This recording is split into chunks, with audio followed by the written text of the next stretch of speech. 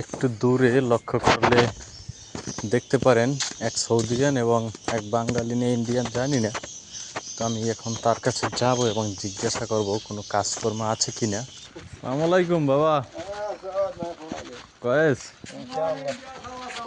India সাওয়া সাওয়া India Bengali বাবা سوا سوا সুগল ফি كل انسان আইয়া كل انسان بنغالي الهندية আইয়া বাবা। بابا هذا نفر هذا تنازل আসসালামু আলাইকুম বাবা।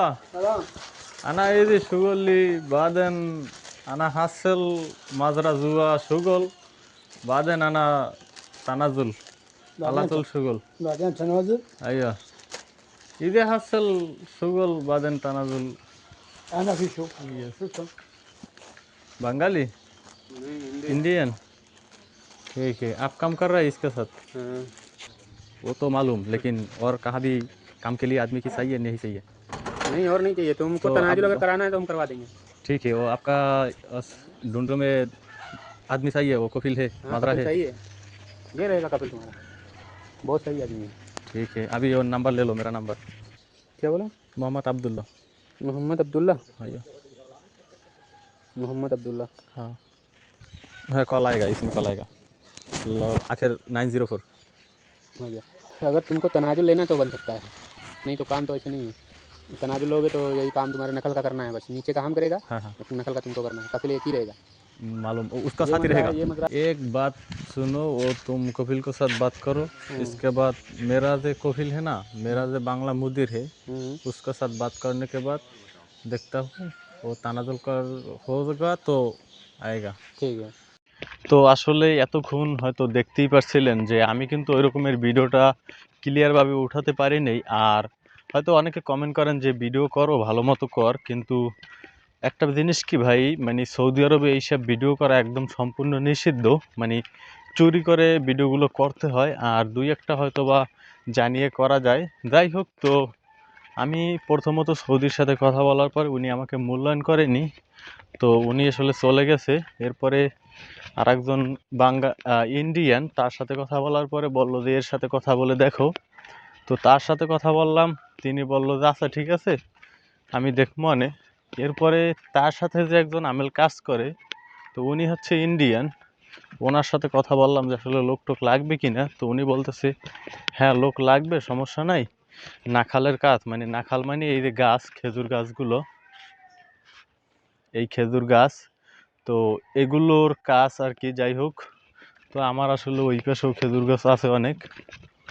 তো এই খেজুর গাছের উপরে বা খেজুর গাছের ভিতরে যে কাজগুলো, এগুলো সম্পূর্ণ করার জন্য একজন নাকি লোক লাগবে।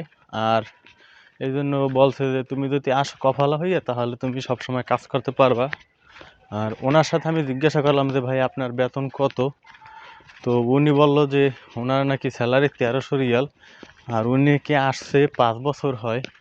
তো আমার আসলে পুরোটা বিশ্বাস হয় না, হয়তোবা উনি আমার সাথে মিথ্যা কথা বলছে, কারণ 5 বছর হয় আসছে, 1300 টাকা স্যালারি, এরপরে খানা ওনার নিজের, মানে হয়তোবা জানি না, আল্লাহ মাহবুব জানে, হয়তোবা উনি হয়তো লোক আর লাগবে না বা নিবে না, এই জন্য মিথ্যা বলছে না কি জানি না, মানে এক কথায় ভাঙ্গানি দিছে কিনা। যাই হোক, তো এরপরে আমি তাকে ফোন নাম্বার দিলাম। ফোন নাম্বার দেওয়ার পরে বলছি যে আমার যে মুদির আছে তার সাথে কথা বলার পরে দেখেন যদি হয় তাহলে আমি তানাজুল হয়ে আসব। তো আমি জানি না আসলে ওখানে যাওয়াটা ঠিক হবে কি না, তবে চেষ্টা তো করতে হবে, কি আর করার, কাজকর্ম তো নাই, হয়তো যে কোনো এক জায়গায় তো লেগে থাকতে হবে। আজ 4-5 মাস ধরে বসা, কোনো কাজকর্ম নাই, হয়তো এদিক ওদিকে ঘুরি কাজের জন্য। আমি প্রায় প্রায় জায়গায় যাই আর এই ভিডিওগুলো করে থাকি এবং দিই।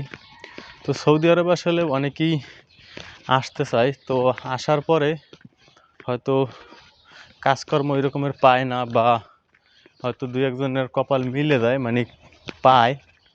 তো তাদেরকে হয়তো বলতে চাই অবশ্যই জেনে শুনে তারপরে দেখে শুনে আসবেন, কারণ কাজ হয়ে যাওয়ার পরে সারাদিন কানলেও কাজ হয় না। তো যাই হোক, ভিডিওটি ভালো লাগলে অবশ্যই লাইক করবেন, এবং সৌদি আরবে হয়তো এই ধরনের ভিডিও পেতে লাইক দিয়ে চ্যানেলটি সাবস্ক্রাইব করে রাখবেন পরবর্তী কোনো ভিডিও পাওয়ার জন্য। ধন্যবাদ, ভালো থাকুন, সুস্থ থাকুন, আল্লাহ হাফেজ।